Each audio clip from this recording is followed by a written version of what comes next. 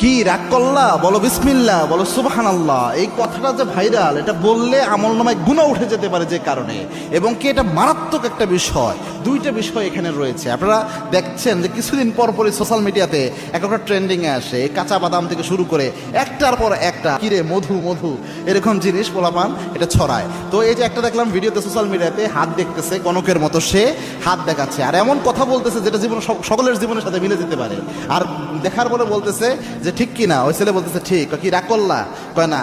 বলো বিসমিল্লাহ, বলো সুবহানাল্লাহ। এখানে প্রথম যে বিষয়টা হয়, রাসূলের একটা হাদিস জানেন, আল্লাহর হাবিব সাল্লাল্লাহু আলাইহি ওয়াসাল্লাম জানিয়েছেন, আবু হুরায়রার বর্ণনা, মান আতা কাহিনান, কোন ব্যক্তি যদি গণকের কাছে যায়, গণকের কাছে যে হাত দেখায়, আল্লাহর হাবিব জানিয়েছেন যাওয়ার সাথে সাথে 40 দিনের আমল বাতিল হয়।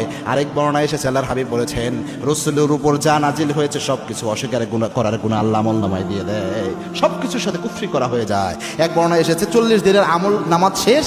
আরেক বর্ণনায় এসেছে রাসূলের উপর নাজিল করা যা আছে সব অস্বীকার করার মতো গুনাহ আমলনামায় উঠে যায়। এটা হচ্ছে প্রথম, ওই যে হাত দেখানোর বিষয়টা, যেহেতু এটা আমরা ভাইরাল করতেছি, এটা অনেকেই এখান থেকে উৎসাহিত হবে। এই জন্য কারো কোনো গণকের কাছে কখনো হাত দেখাবেন না, গায়েবের একমাত্র মালিক আল্লাহ। 2 নাম্বার, এখানে বিসমিল্লাহ এবং সুবহানাল্লাহ এটাকে ফান হিসেবে ব্যবহার করা হচ্ছে।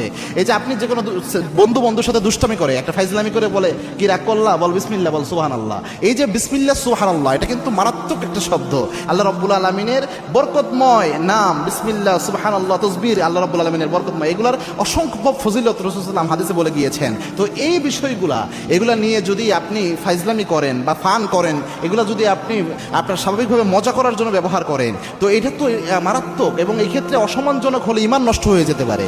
এই জন্য এই কাজটা যেন আমরা না করি। শুধু যদি বলা হতো এতটুকু কি রাগ করলা, এটা একটা আলাদা হিসাব হতো, কিন্তু পোলাপান দেখি বিসমিল্লাহ সুবহানাল্লাহ সহ এইভাবে বলতেছে। এই জন্য একটু সাবধানতা অবলম্বন করা উচিত, যে বিসমিল্লাহ সুবহানাল্লাহ শব্দটুকু নিয়ে আমরা যেন ফাইজলামি না করি, যোগ না করি। এটা অনেক যুবক ভাই হয়তো আপনাদের কষ্ট লাগতে পারে, কি তোমরা রাগ করলা।